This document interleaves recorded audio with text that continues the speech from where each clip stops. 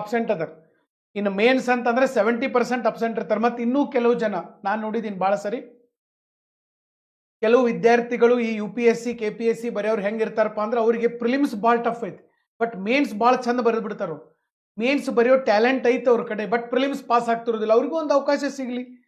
ನಾವೇನು ಸರ್ಕಾರದಿಂದ ಏನು ದೊಡ್ಡ ಗಂಟು ಕೊಡ್ರಿ ಅಂತ ಕೇಳಾಕತ್ತಿಲ್ಲ, ದೇಶದ ಆಸ್ತಿನ ಕೇಳಾಕತ್ತಿಲ್ಲ, ರಾಜ್ಯದ ಆಸ್ತಿ ಕೇಳತ್ತಿಲ್ಲ. ಪ್ರಿಲಿಮ್ಸ್ ನೀವು 2 ಸರಿ ಮಿಸ್ಟೇಕ್ಸ್ ಮಾಡಿದ್ದೀರಿ, ನಮ್ಮ ಟೈಮ್ ವೇಸ್ಟ್ ಆಗಿದೆ, ನಮ್ಮ ಎನರ್ಜಿ ವೇಸ್ಟ್ ಆಗಿದೆ, ನಮ್ಮ ದುಡ್ಡು ವೇಸ್ಟ್ ಆಗಿದೆ. ಅದಕ್ಕೆ ನೀವು ನಮಗೆ ಡೈರೆಕ್ಟ್ ಎಂಟ್ರಿ ಮೇನ್ಸಿಗೆ ಕೊಡಬೇಕು. 4 ರಿಂದ 5 ತಿಂಗಳು ಓದಕ್ಕೆ ಟೈಮ್ ಕೊಡಬೇಕು. ಅವಾಗ ನೀವು ಮೇನ್ಸ್ ಪರೀಕ್ಷೆಯನ್ನು ನಡೆಸಬೇಕು. ಇದು ಒಂದು ಈಗ ಸದ್ಯಕ್ಕಿರುವಂಥ ಪರಿಹಾರ. ಇದು ನನ್ನ ಪ್ರಕಾರ. ನಿಮ್ಮಲ್ಲಿ ಕೆಲವು ಜನ ಇದನ್ನ ಒಪ್ಕೋಬಹುದು ಅಥವಾ ಬಿಡಬಹುದು. ಮುಂದೆ ನೀವು ಕೇಳ್ಬೋದು, ಸರ್ ಈಗ ಸದ್ಯ ಮೇನ್ಸಿಗೆ ಕೊಟ್ಟರೆ ಮುಂದಿನ ಸರಿ ಹೆಂಗ್ರಿ? ಮುಂದಿನ ಸರಿ ಅದು ಮುಂದೆ ಪಂಚವಾರ್ಷಿಕ ಯೋಜನೆ ಇರ್ತೈತೆ ಅವ್ರು. ಓಕೆ, ಈಗ ಮೊದಲು ಈಗ ಸದ್ಯ ನಿಮ್ಮ ಟೈಮ್